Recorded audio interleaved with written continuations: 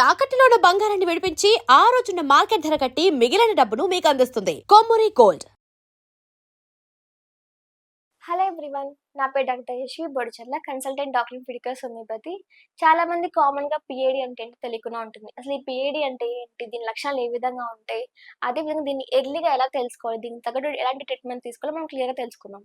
పిఏడి అంటే pelvic inflammatory disease అంటాం. Pelvis అంటే ఫిమేల్ రిప్రొడక్టివ్ ఆర్గాన్స్ మన పెల్విస్ లో ఉంటాయి. ఆ ఆర్గాన్స్ లో ఇన్ఫెక్షన్ ఏదన్నట్టయితే ఆ డిసీజ్ మనం పెల్విక్ ఇన్ఫ్లమేటరీ డిసీజ్ అని కామన్ గా అంటుంటాం. ఇది ఒక అసెండింగ్ టైప్ ఆఫ్ ఇన్ఫెక్షన్. అంటే ఫస్ట్ లోయెస్ట్ ఆర్గాన్స్ నుంచి టాప్ వరకు ఇన్ఫెక్షన్ అనేది స్ప్రెడ్ అవుతూ ఉంటుంది. అంటే దీన్ని అసెండింగ్ టైప్ ఆఫ్ ఇన్ఫెక్షన్ అంటుంటాం. ఎవరిలో ఎక్కువ కామన్ గా చూస్తామంటే మెయిన్ గా 30+ ఉన్న వాళ్ళు, లేదంటే రిప్రొడక్టివ్ ఏజ్ ఉమెన్స్ లో ఈ పిఏడి అనేటివి కామన్ గా చూస్తుంటాం. ఏ విధంగా ఉంటాయి అసలు ఈ సింటమ్స్ ఏంటి, ఎలా తెలుసుకోవాలంటే ఇక్కడ 2 హాఫ్స్ ఉన్నాయి. ఇది ఇట్ సైడ్ హాఫ్ ఎలా ఉంటుందంటే హెల్దీ రిప్రొడక్టివ్ సిస్టమ్ అనమాట. అంటే ఫీమేల్ బాడీలో ఉన్న యూట్రస్ కానివ్వండి, ఓవరీస్ కానివ్వండి, లేదంటే సర్విక్స్ కానీ ఇవన్నీ హెల్దీగా ఉన్నాయి. దాంట్లో ఎలాంటి ఇన్ఫెక్షన్ ఏది లేదు. అందుకనే నార్మల్ యాక్టివ్ ఫంక్షన్ చేస్తున్నాయి.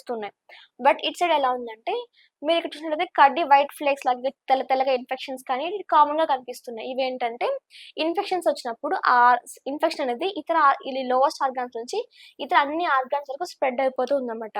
ఆ ఇన్ఫెక్షన్స్ కూడా వాళ్ళకి ప్రతి ఆర్గాన్స్ ని అటాక్ చేసి ఆ ఆర్గాన్స్ ని డ్యామేజ్ చేసి ఇంకా ఆర్గాన్ ఫంక్షన్ తగ్గించేలా చేస్తుంది అనమాట.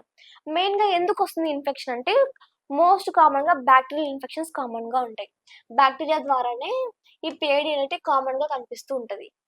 ఇంకా వీళ్ళకి కనిపించిన తర్వాత ఎలాంటి సింటమ్స్ అంటే ఫస్ట్ ఎర్లీగా ఎలా తెలుసుకోవాలి ఇది పిఐడి ఇన్ఫెక్షన్ లేదంటే ఇతర ఇన్ఫెక్షన్ ఎలా తెలుసుకోవాలంటే సింటమ్స్ ఏ విధంగా ఉంటాయంటే వాళ్ళకి ఫస్ట్ వెజనా నుంచి అబ్నార్మల్ గా ఫ్లూయిడ్ లీక్ అవుతూ ఉంటుంది.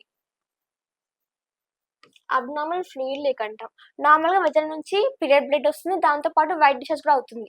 ఈ రెండుతో సంబంధం లేకుండా వాళ్ళకి ఎల్లో కలర్ లో కానీ గ్రీన్ కలర్ లో కానీ ఫ్లూయిడ్ అనేది లీక్ అవుతూ ఉంటుంది. దాంతో పాటు చిన్న చిన్న ఫ్లేక్స్ లాగా తెల్ల తెల్ల గడ్డల్లాగా ఫ్లూయిడ్ అనేది లీక్ అవుతూ ఉంటుంది. ఇది ఒక ఫస్ట్ ఫార్మోస్ట్ సైన్. దీని తర్వాత వాళ్ళకి పొత్తి కడుపులో విపరీతమైన నొప్పిగా అనిపిస్తూ ఉంటుంది. యూరిన్ పాస్ చేయాలి, లేదంటే మోషన్ పాస్ చేయాలన్నా, లేదంటే చిన్న చిన్న వర్క్స్ చేసా కానివ్వండి, పొత్తి కడుపు మొత్తం లాగినట్టు అనిపించడం, బరువుగా అనిపించడం, ఇవన్నీ కామన్ గా ఉంటాయి ఇన్ఫెక్షన్స్ లో. ఇలా కామన్ గా ఉన్నప్పుడు ఏముంటుందంటే ఆ ఇన్ఫెక్షన్ అనేది వెజన నుంచే కాకుండా ఇతర ఆర్గాన్స్ కి స్ప్రెడ్ అయిన ఒక ఇండికేషన్. దీంతో పాటు ఇన్ఫెక్షన్స్ ఉన్నాయంటే కామన్ గా వాళ్ళకి ఫీవర్ విత్ చీస్ కామన్ గా ఉంటాయి. అంటే చలితో కూడిన జ్వరం కామన్ గా ఉంటుంది. ఇంకా వాళ్ళకి నీరసంగా అనిపించడం, లేదంటే కొంతమందికి ఎలా ఉంటుందంటే అబ్డామినల్ ఫ్లూయిడ్ అనేది పీరియడ్ టైమ్స్ సంబంధం లేకుండా ఎప్పుడంటే అప్పుడు రిలీజ్ అవుతూ అది పెయిన్ కలిగిస్తూ ఉంటుంది. ఇంకా కలర్ చేంజ్ అవుతూ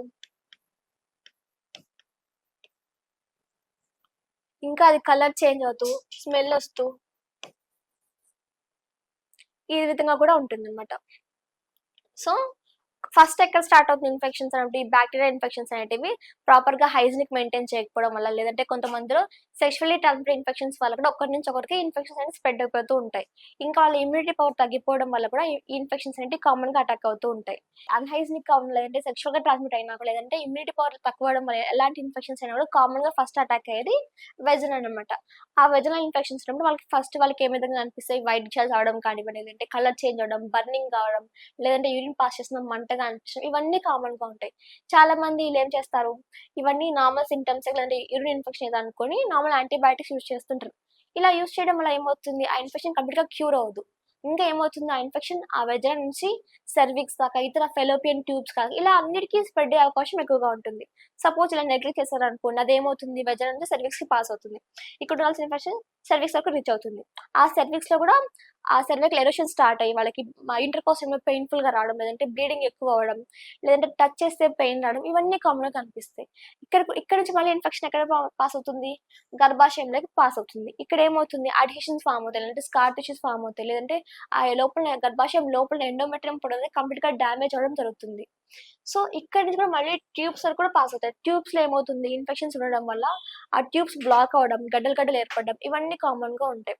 సో ఇలా బ్లాక్ అయిన, లేదంటే గడ్డలు ఏర్పడిన, లేదంటే అడ్హెషన్స్ ఏమైనా ఏర్పడినప్పుడు వాళ్ళకి ఏమవుతుంది, ఎగ్ రిలీజ్ అయినా, లేదంటే స్పర్మ్ రీచ్ అయినా కూడా మనకి ఫెర్టిలైజేషన్ జరగకుండా, లేదంటే ప్రాపర్ గా ప్రెగ్నెన్సీ ప్లాన్ చేసే వాళ్ళలో కూడా ప్రెగ్నెన్సీ రాకుండా ఇన్ఫెర్టిలిటీతో కామన్ గా ఫీల్ అవుతూ ఉంటారు అనమాట.